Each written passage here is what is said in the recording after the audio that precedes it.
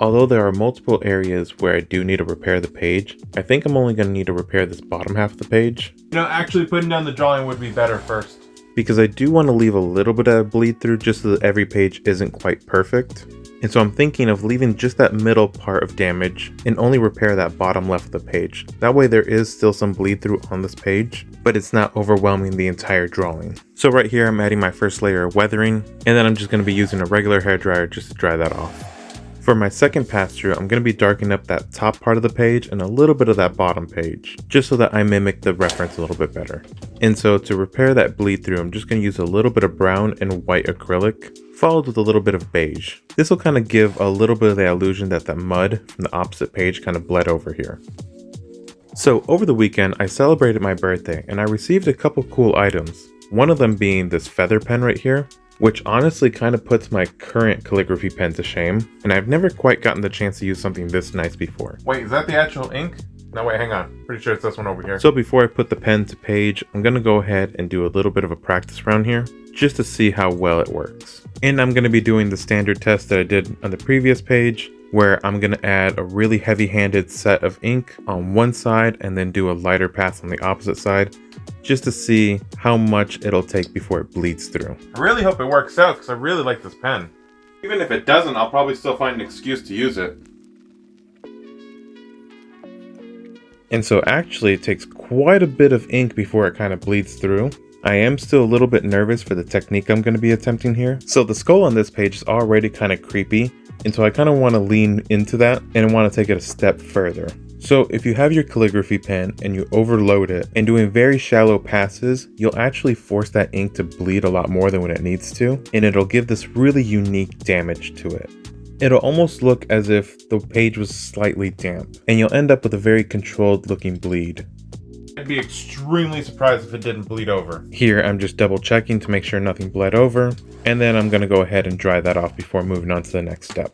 Because I don't want to push my limits here, I'm going to go ahead and switch over to regular art pens, because I know with these, no matter how much I put down, it's not going to bleed over. Another really nice gift that I received are these paintbrushes right here, and they actually have an easy grip handle on them, which I've never seen before, so this will be a new one for me. So the first paintbrush I'm going to be testing out right here is going to be a number 4. Not entirely sure what these numbers represent, but I'm sure I'll figure that out as time goes by. And it is a little soon to be recommending these brushes. I do want to use them a little bit longer before recommending them.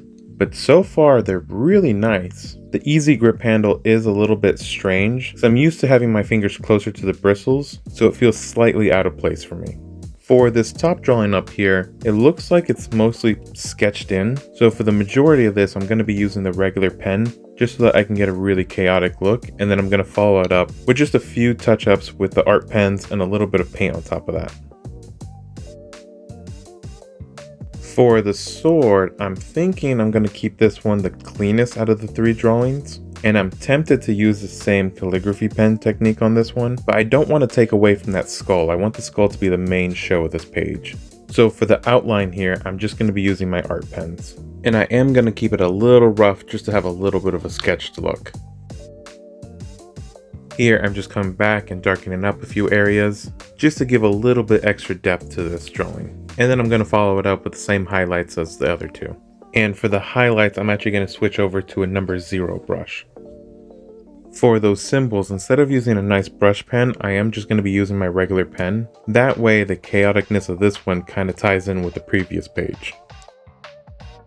And then for the zombie curse, I am going to be using that same calligraphy technique, just so that there's something else on this page with that bleeding ink. Yeah, I'm pretty sure that bled through the page. And then from there, we can go ahead and write out all the notes that Ford wrote out. And it's just kind of a continuation from the previous page. It's just still talking about zombies. And then before we call this page done, I am going to add a little bit of extra weathering, just so that it looks like some of that gunk from the previous page kind of bled over onto this one. I really like how that skull came out, and I don't get to use that technique very often, because normally that ink will just bleed right through that page. So I'm excited to find an ink that doesn't bleed so easily. Like, I don't think you understand how supportive my family is. Like, look at how much actual coffee they bought me. There's only one problem, though. I don't own a Keurig machine.